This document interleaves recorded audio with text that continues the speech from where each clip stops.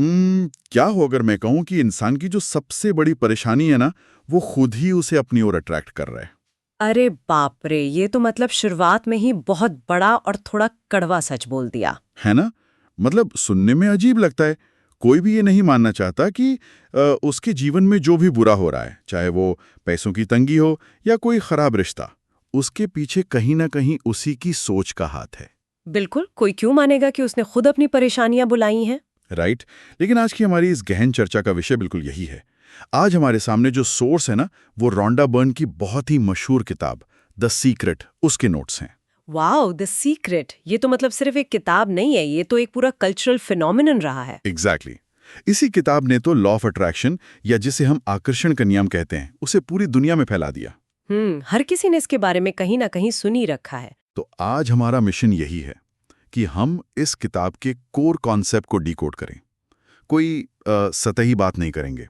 हम गहराई में जाकर समझेंगे कि क्या वाकई विचारों को हकीकत में बदलने का कोई साइंटिफिक या मनोवैज्ञानिक ब्लूप्रिंट हो सकता है। और मैं बता रही हूँ, इस सोर्स का जो सबसे मुख्य और उकसाने वाला विचार है ना, वो एक ही लाइन में सिमटा हुआ है। वो क्या? वो लाइन है, इंसान जो सोचता है वही अपनी ओर आकर्षित करता है। मतलब thoughts become things. Thoughts become things. वैसे अक्सर लोग इसे बस एक साधारण मोटिवेशनल कोट मानकर ना दीवार पे चिपका लेते हैं। बिल्कुल, एक पोस्टर बना लेंगे बस। लेकिन जब कोई इस सिद्धांत की गहराई में जाता है ना, तो ये पूरी दुनिया को देखने का नजरिया ही उलट देता है। सही बात है। ये सिर्फ पॉजिटिव सोचने के बारे में नहीं है, ये इस दावे के बारे में है कि इंसान के विचार सच में एक तरह की भौतिक शक्ति रखते हैं, एक फिजिकल पावर होती है उनमें। और यहीं से इस पूरे रहस्य को समझने की शुरुआत होती है यार। सोर्स इस नियम की नींव रखते हुए कहता है कि विचार केवल हवा में गायब होने वाले बुलबुले नहीं है। बिल्कुल नहीं, उनका एक इम्पैक्ट होता है। नियम बड़ा सीधा है। समान चीजें समान को आकर्षित करती हैं। Like attracts like. सोर्स दिमाग को केवल एक सोचने वाली बायोलॉजिकल मशीन नहीं मानता, बल्कि इसे एक मैग्नेट या चुंबक की तरह पेश करता है। एक चुम्बक, हाँ। और इसमें बहुत स्पष्ट कहा गया है कि हर विचार की अपनी एक अलग फ्रीक्वेंसी या तरंग होती है। Frequency, right. इसे पढ़ते हुए मेरे दिमाग में ना एक रेडियो ट्रांसमीटर की एनालॉजी उभर के आ रही थी। अच्छा, रेडियो वाली एनालॉजी, वो कैसे? मान लीजिए इंसान का दिमाग एक रेडियो है। हाँ। अब अगर उस रेडियो का डायल किसी ऐसे स्टेशन पर सेट है जहां सिर्फ दुख, अभाव और बीमारी के ही ब्रॉडकास्ट हो रहे हैं, नेगेटिव स्टेशन पर सेट है। तो क्या उस रेडियो पर कभी भी खुशी, सफलता या अमीरी का कोई खुशनुमा गीत सुनाई दे सकता है? मतलब पॉसिबल ही नहीं है। 0.3 FM पर सेट होकर 104.8 FM का प्रसारण तो नहीं पकड़ सकता ना। एकदम सही। तो जब कोई इंसान लगातार गरीबी, अभाव या बस अपनी जिंदगी की कमियों के बारे में सोचता रहता है, तो वो असल में उसी फ्रीक्वेंसी की एनर्जी पूरे ब्रह्मांड में ब्रॉडकास्ट कर रहा होता है। और फिर वही लाइक अट्रैक्ट्स लाइक वाला रूल लागू हो जाता है। बिल्कुल, उसे जीवन में वही सिचुएशन और वही लोग मिलते हैं जो उस अभाव को, उस कमी को और गहरा कर देते हैं। मतलब जैसी फ्रीक्वेंसी वैसी रियलिटी। अगर हम इसे मनोविज्ञान और न्यूरोलॉजी के चश्मे से देखें ना, तो ये काफी हद तक कन्फर्मेशन बायस की तरह काम करता है। कन्फर्मेशन बायस, इसे थोड़ा और आसान भाषा में समझाएंगी? श्योर। मतलब अगर किसी का माइंडसेट ये बन चुका है कि दुनिया बहुत बुरी है और यहाँ मेरे लिए कोई मौके नहीं है, एक विक्टिम माइंडसेट। हाँ, तो उसका दिमाग क्या करेगा? वो अपने आसपास के उन सभी अच्छे अवसरों को फिल्टर करके बाहर कर देगा जो शायद उसे उस बुरी स्थिति से निकाल सकते थे। अरे वाह, मतलब मौके सामने होंगे लेकिन वो उन्हें देख ही नहीं पाएगा। एग्जैक्टली। वो सिर्फ वही देखेगा जो उसके नेगेटिव बिलीफ को सही साबित करे। ये बहुत ही दिलचस्प है कि कैसे हमारी सोच सिर्फ एक मेंटल प्रोसेस न रहकर हमारा पूरा दायरा तय कर देती है। बिल्कुल तय करती है। अगर दिमाग सिर्फ समस्याओं पर फोकस कर रहा है तो उसे सिर्फ समस्याएं ही दिखाई देंगी। लेकिन अगर कोई प्रचुरता मतलब अबंडेंस की फ्रीक्वेंसी पर है तो नजरिया एकदम बदल जाता है। हाँ, तब इंसान अचानक उन मौकों और उन सही लोगों को देखने लगता है जो शायद पहले से ही वहीं मौजूद थे, बस वो पुरानी रेडियो फ्रीक्वेंसी के कारण दिखाई नहीं दे रहे थे। सही कहा। लेकिन यार सिर्फ बैठकर ये समझने से तो घर के बिल नहीं भरे जाते ना। हाँ, बिल्कुल नहीं भरे जाते।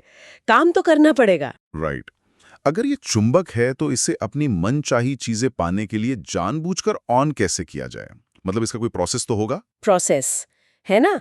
सोर्स इसके लिए 3 बहुत ही स्पष्ट और क्रमिक चरण यानी स्टेप्स बताता है। आस्क, बिलीव और रिसीव, यानी मांगे, विश्वास करें और प्राप्त करें। आस्क, बिलीव और रिसीव। तो चलिए पहले स्टेप से शुरू करते हैं। तो पहला कदम है आस्क यानी मांगना। सोर्स बहुत ही क्लियरली कहता है कि ब्रह्मांड को ये बताना जरूरी है कि आखिर चाहिए क्या। और मुझे लगता है ये मांग बिना किसी कंफ्यूजन के एकदम सटीक होनी चाहिए। बिल्कुल। सबसे बड़ी परेशानी ये नहीं है कि लोग मांगते नहीं हैं, बल्कि दिक्कत ये है कि उन्हें खुद ही नहीं पता होता कि उन्हें असल में क्या चाहिए। लोग बहुत कंफ्यूज रहते हैं। इस बात को ना थोड़ा प्रैक्टिकल तरीके से देखते हैं। मान लीजिए कोई रेस्टोरेंट में जाता है। अच्छा, रेस्टोरेंट का उदाहरण। हाँ, और वो वेटर से कहता है कि मुझे कुछ खाने को दे दो जो ज़्यादा तीखा ना हो लेकिन बहुत मीठा भी ना हो, बस यार कुछ भी ले आओ जिससे पेट भर जाए। तो ऐसे में वेटर क्या करेगा? वो बेचारा खुद कंफ्यूज हो जाएगा। वही तो, वो शायद कोई ऐसी डिश ले आएगा जो खाने वाले को बिल्कुल भी पसंद ना आए। बहुत मुमकिन है। लेकिन अगर कोई क्लियरली कहता है कि मुझे एक मार्गरीटा पिज्ज़ा चाहिए एक्स्ट्रा चीज़ के साथ, तो उसे ठीक वही मिलता है। बिल्कुल सटीक ऑर्डर। अगर हम ब्रह्मांड को वही वेटर मान लें तो स्पष्टता या क्लैरिटी ही सबसे बड़ा नियम बन जाती है। और मजे की बात यह है कि जब मांग में कंफ्यूजन होता है ना, तो जो फ्रीक्वेंसी हम बाहर भेजते हैं वो भी बहुत बिखरी हुई और कमजोर होती है। Mix signals. हाँ, तो ब्रह्मांड से जो रिजल्ट्स वापस आते हैं वे भी उसी तरह के मिले जुले और अनसैटिस्फाइंग होते हैं। Make sense. तो अब आते हैं दूसरे स्टेप पर। ये जो दूसरा चरण है, बिलीफ यानी विश्वास करना, ये मैं बता दूं सबसे चुनौतीपूर्ण है। यही वो पुल है जो मांग और प्राप्ति को आपस में जोड़ता है। सोर्स इस बिलीफ वाले हिस्से के लिए कहता है कि इंसान को ऐसे जीना चाहिए जैसे वो चीज मिल चुकी है और मन में शक की कोई जगह नहीं होनी चाहिए। बिल्कुल, कोई शक नहीं। लेकिन अगर हम थोड़ा रियलिस्टिक होकर सोचें तो ये बात काफी अव्यवहारिक और शायद थोड़ी टॉक्सिक पॉजिटिविटी जैसी भी लगती है। वो कैसे? वापस उसी रेस्टोरेंट वाले उदाहरण पर आते हैं। जब कोई पिज्जा ऑर्डर करता है तो उसे पूरा विश्वास होता है कि 20 मिनट में पिज्जा टेबल पर होगा। हाँ, वो वेट करता है आराम से। वो हर 2 मिनट में किचन में भागकर नहीं देखता कि शेफ ने आटा गूंथा या नहीं। हाँ हाँ, बिल्कुल नहीं। लेकिन असल जिंदगी की गंभीर समस्याओं में ये कैसे लागू हो सकता है? मतलब अगर किसी का बैंक अकाउंट खाली है या कोई किसी गंभीर बीमारी से जूझ रहा है, जो कि बहुत ही रियल प्रॉब्लम्स हैं, तो उसके लिए ये बिना शक के विश्वास करना कि वो अमीर है या पूरी तरह स्वस्थ है, खुद से झूठ बोलने जैसा नहीं है। ये तो है। इंसान इस शक को कैसे दरकिनार कर सकता है जब कड़वी हकीकत बिल्कुल उसके सामने खड़ी हो? ये बहुत ही वाजिब शंका है और मैंने देखा है यहीं पर आकर ज्यादातर लोग इस नियम को फॉलो करना छोड़ देते हैं, हार मान लेते हैं। हाँ, बिना शक के विश्वास करना इतना मुश्किल इसलिए होता है क्योंकि इंसानी दिमाग को लाखों सालों के इवोल्यूशन ने खतरों को भांपने के लिए प्रोग्राम किया है। मतलब एक तरह का सर्वाइवल मैकेनिज्म। एग्जैक्टली। हमारा दिमाग हमेशा सबसे बुरी स्थिति यानी वर्स्ट के सिनेरियो के लिए तैयार रहने के लिए डिजाइन किया गया है। दिमाग हमेशा सोचता है कि अगर ये नहीं हुआ तो मैं सर्वाइव कैसे करूंगा। तो शक करना हमारी एक इनबिल्ट सिक्योरिटी सिस्टम का हिस्सा है। बिल्कुल। लेकिन लॉ ऑफ अट्रैक्शन के कॉन्टेक्स्ट में जब इंसान शक करता है तो वो दरअसल ब्रह्मांड को एक नई और एकदम अपोजिट कमांड दे रहा होता है। मतलब शक करना उस मांग की प्रक्रिया में एक तरह का कैंसिलेशन ऑर्डर है। मैंने पिज्जा का ऑर्डर दिया और फिर कहा कि नहीं यार मत लाना। एकदम सही पकड़ा, बिल्कुल उसी तरह। ओहो। अगर किसी ने एक शानदार करियर की मांग की, लेकिन अगले ही पल उसके दिमाग में ये विचार आया कि मुझ में तो इतनी काबिलियत ही नहीं है, कंपटीशन बहुत है, ये मुझे नहीं मिलेगा, तो वो ऑर्डर कैंसिल हो गया। हाँ, ब्रह्मांड के लिए वो शक एक नया ऑर्डर बन जाता है। वो आपकी पुरानी मांग को ओवरराइड कर देता है। समझ गया। इसीलिए सोर्स कहता है कि बिलीव का अर्थ है पूर्ण विश्वास, उस एहसास को गहराई से महसूस करना कि वो चीज हकीकत बन चुकी है। ये दिमाग की उस पुरानी खतरे वाली प्रोग्रामिंग को कॉन्शियस तरीके से बाईपास करने की कला है। तो मतलब ये समझना बहुत जरूरी है कि शक सिर्फ एक विचार नहीं है, बल्कि वो खुद में एक नई मांग बन जाता है, असफलता की मांग। बिल्कुल सही। और जब ये विश्वास दृढ़ हो जाता है तब तीसरा चरण आता है रिसीव यानी प्राप्त करना। हाँ, रिसीविंग मोड में आना। इसका मतलब ये है कि इंसान को अंदर से खुश रहना है और उस चीज को अपने जीवन में एक्सेप्ट करने के लिए तैयार रहना है। सही बात है। अगर कोई मांग चुका है, उसे विश्वास भी है, लेकिन वो हर समय स्ट्रेस में है या खुद को उस चीज के लायक ही नहीं समझता, तो वो उसे रिसीव करने वाली फ्रीक्वेंसी पर है ही नहीं। तो इस प्राप्त करने वाले चरण का सीधा कनेक्शन हमारे अवचेतन मन यानी सबकॉन्शियस से है। बिल्कुल। जब कोई व्यक्ति अंदर से ये फील करता है कि वो उस चीज के डिजर्विंग है, तभी उसके कदम उस दिशा में नेचुरली उठते हैं। लेकिन यहाँ फिर से ना वही प्रैक्टिकल प्रॉब्लम आ खड़ी होती है, कौन सी प्रॉब्लम? यही कि बिना शक के विश्वास करना और ऐसे जीना जैसे वो चीज़ मिल चुकी है। यार ये कहना बहुत आसान है। हाँ, कहने और करने में बहुत फर्क होता है। दिन रात की भाग दौड़, ईएमआई का प्रेशर, बॉस की डांट, इन सब के बीच कोई खुद को इस स्थिति में कैसे ला सकता है? इसके लिए ना सोर्स एक बेहद प्रैक्टिकल टूल बताता है। अच्छा, वो क्या है? वो है विजुअलाइजेशन की शक्ति, the power of visualisation. Visualisation. हाँ, इसके अनुसार इंसान को अपने दिमाग में उन चीजों की एक फिल्म चलानी चाहिए जो वो चाहता है। मतलब बंद आंखों से अपनी मनपसंद कार चलाने या सपनों के घर में रहने की इमेजिनेशन करनी चाहिए। बिल्कुल। इसे इस पूरे सिद्धांत का सबसे पावरफुल टूल माना जाता है। ये वो चाबी है जो बिलीव वाले ताले को खोलती है। लेकिन एक मिनट, क्या ये सिर्फ आंख बंद करके ख्याली पुलाव पकाने या डे ड्रीमिंग जैसा नहीं है? लोग अक्सर यही सोचते हैं। मतलब अगर कोई इंसान सिर्फ सोफे पर लेटकर किसी लाल रंग की फरारी के बारे में घंटों सोचता रहे, तो क्या वो कार अचानक हवा से प्रकट होकर उसके गैरेज में आ जाएगी? जादू तो नहीं हो रहा है यहाँ। वही ना, अगर ये सिर्फ सपनों में खोए रहने की बात है तो ये तो इंसान को काम करने से रोककर आलसी बना देगा। आलोचक अक्सर लॉ ऑफ अट्रैक्शन पर यही सबसे बड़ा अटैक करते हैं कि ये लोगों को कर्महीन बनाता है। हाँ, लॉजिकल भी लगता है उनका क्रिटिसिज्म। लेकिन अगर हम सोर्स की गहराई में जाएं, तो ये किसी चमत्कार या मैजिक की बात बिल्कुल नहीं कर रहा है।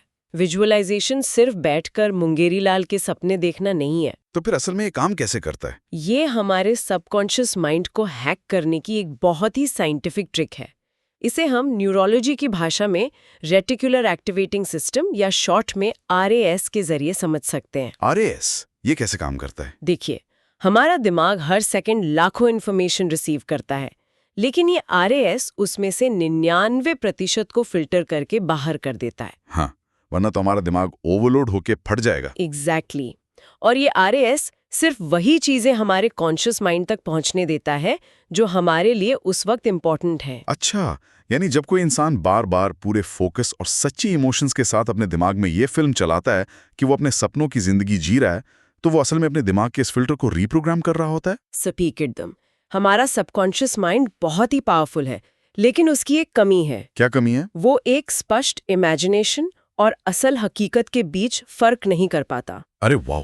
तो जब कोई लगातार विजुअलाइज करता है तो सबकॉन्शियस माइंड इसे सच मान लेता है और वो RAS को ये निर्देश देता है कि ये लक्ष्य हमारे लिए बहुत महत्वपूर्ण है। उसे रडार पर ले लेता है। हाँ, और एक बार जब अवचेतन मन इसे एक्सेप्ट कर लेता है तो वो इंसान को वो रास्ते खोजने के लिए प्रेरित करने लगता है जो उस रियलिटी तक ले जाते हैं। मतलब वो कार हवा में से प्रकट नहीं होगी? बिल्कुल नहीं। बल्कि उस व्यक्ति का दिमाग अचानक उन इन्वेस्टमेंट अपॉर्चुनिटीज या जॉब ऑफर्स पर ध्यान देने लगेगा जिन्हें वो पहले इग्नोर कर देता था। बिल्कुल। इसे सुनकर ना मेरे दिमाग में एक इंटरनल GPS की एनालॉजी आ रही है। अच्छा, GPS? हाँ, जैसे जब कोई अपनी कार के GPS में कोई डेस्टिनेशन डालता है तो गाड़ी उड़कर वहां तो नहीं पहुंच जाती। जाहिर है, ड्राइव तो करना ही पड़ता है। लेकिन वो GPS ऐसे रास्ते, शॉर्टकट्स और सड़कें दिखाने लगता है जिनका वजूद शायद पहले हमें मालूम ही नहीं था। बहुत ही कमाल का एग्जाम्पल है ये। विजुअलाइजेशन उसी तरह इंसान के इंटरनल GPS को सेट करना है ताकि वो अपने रडार को उस खास लक्ष्य के लिए सेंसिटिव बना सके। एकदम। विजुअलाइजेशन आपको राह दिखाता है, आपके अंदर एक ऐसी एनर्जी और मोटिवेशन भर देता है कि आप अनजाने में ही ऐसे डिसीजन लेने लगते हैं जो आपको उस लक्ष्य की ओर खींच ले जाते हैं। लेकिन क्या हो अगर ये GPS अचानक काम करना बंद कर दे या किसी भारी ट्रैफिक जाम में फंस जाए? मतलब आप किस तरह के जाम की बात कर रहे हैं? मतलब जब कोई इंसान ये विजुअलाइजेशन कर रहा हो, अपने गोल पे पूरा फोकस कर रहा हो और अचानक उसका मन बहुत नेगेटिव हो जाए। ओहो, ये तो बहुत कॉमन है। मान लीजिए कोई अपनी नई और बहुत सक्सेसफुल जॉब की कल्पना कर रहा है और तभी उसे अपने पुराने बॉस की कोई बहुत ही कड़वी बात याद आ जाए। या अचानक किसी पेंडिंग बिल का मैसेज फोन पर आ जाए। तब तो वो पूरी बनी बनाई पॉजिटिव फ्रीक्वेंसी एक झटके में बिखर जाएगी। पुरानी परेशानियां और डर फिर से हावी हो जाएंगे। तो सोर्स इस खतरे से निपटने के लिए क्या उपाय बताता है? ये एक बहुत ही प्रैक्टिकल चैलेंज है, क्योंकि इंसान का दिमाग किसी वैक्यूम में तो रहता नहीं है। वो हर पल बाहरी दुनिया से रिएक्ट करता है। राइट। जब फ्रीक्वेंसी बिगड़ने लगती है और मन नेगेटिविटी की तरफ खिसकने लगता है, तो सोर्स इससे निपटने के लिए 2 बहुत ही पावरफुल टूल्स देता है। वो 2 टूल्स कौन से हैं? पहला है कृतज्ञता यानी ग्रैटिट्यूड, और दूसरा है भावनाएं यानी फीलिंग्स। ओके। ये दोनों ना उस बिगड़ती हुई फ्रीक्वेंसी को वापस पटरी पर लाने वाले शॉक एब्जॉर्बर की तरह काम करते हैं। ग्रैटिट्यूड के जादू पर तो सोर्स बहुत जोर देता है। बहुत ज्यादा। इसमें स्पष्ट लिखा है कि अगर वर्तमान में जो चीजें मौजूद हैं उनके लिए आप थैंकफुल नहीं हैं तो कुछ नया कभी नहीं मिलेगा। बिल्कुल। और यहाँ एक बहुत ही दिलचस्प एक्सरसाइज दी गई है किताब में। वो डेली लिस्ट बनाने वाली। हाँ, हर सुबह आप उन 10 चीजों की लिस्ट बनाना जिनके लिए आप ब्रह्मांड के आभारी हैं। लेकिन एक डाउट है मेरा, क्या सिर्फ एक लिस्ट बनाने से, पेपर पर 10 चीजें लिखने से दिमाग की प्रोग्रामिंग बदल सकती है? अगर हम इसके पीछे की साइंस को समझे ना तो कृतज्ञता वास्तव में एक जादुई टूल है। अच्छा।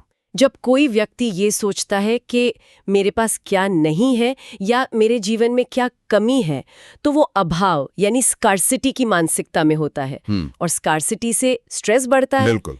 अभाव की फ्रीक्वेंसी स्ट्रेस हार्मोन पैदा करती है और केवल और अधिक अभाव को ही जन्म देती है। Like attracts like. राइट।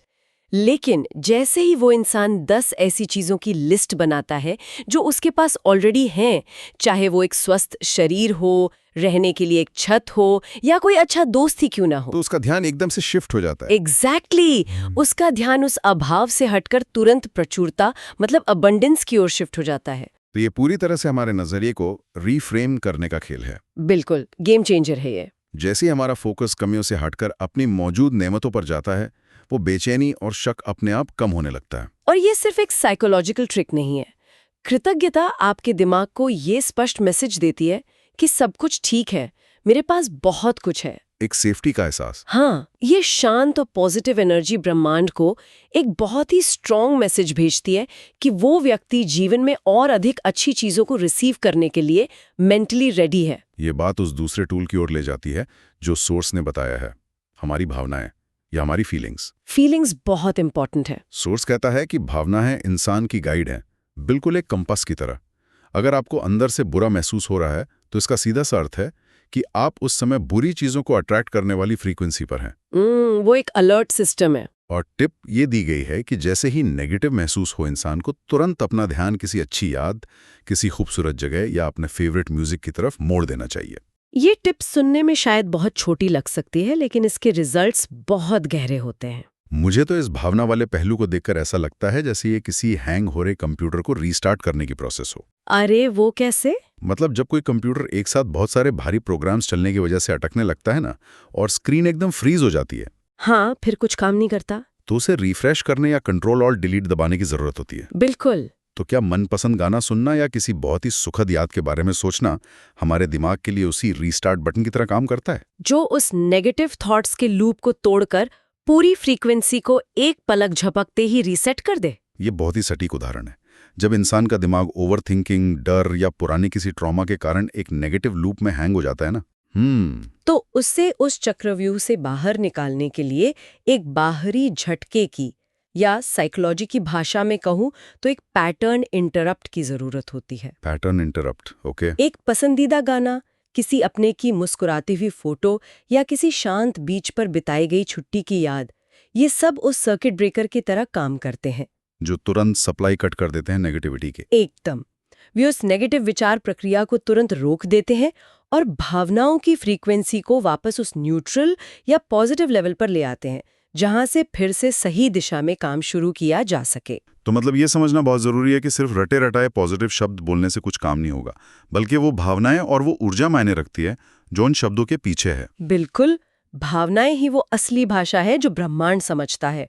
शब्द तो बस एक आवरण है। अगर कोई इंसान सिर्फ होठों से कह रहा है कि वो अमीर है, लेकिन अंदर से उसे अपने हर बिल को लेकर पसीना आ रहा है, तो ब्रह्मांड उस डर को सुनेगा, उन खोखले शब्दों को नहीं। एकदम सही। तो यार, अगर हम इस पूरी गहन चर्चा और इन सारे कॉन्सेप्ट्स को समेटें, तो द सीक्रेट का जो अंतिम और सबसे शक्तिशाली मैसेज निकल कर आता है वो ये है कि कोई भी इंसान परिस्थितियों का गुलाम नहीं है। बिल्कुल नहीं है। वो असहाय नहीं है। अपने किस्मत का विधाता वो खुद है। इंसान अपने जीवन की कहानी का खुद एक को ऑथर है। और ये विचार अपने आप में बहुत ही एम्पावरिंग है ना? हाँ, ये इंसान को उस विक्टिम माइंडसेट से बाहर निकालता है जहां वो हमेशा यही मानता रहता है कि दुनिया उसके साथ नाइंसाफी कर रही है, कि मेरे साथ ही हमेशा बुरा क्यों होता है। बिल्कुल।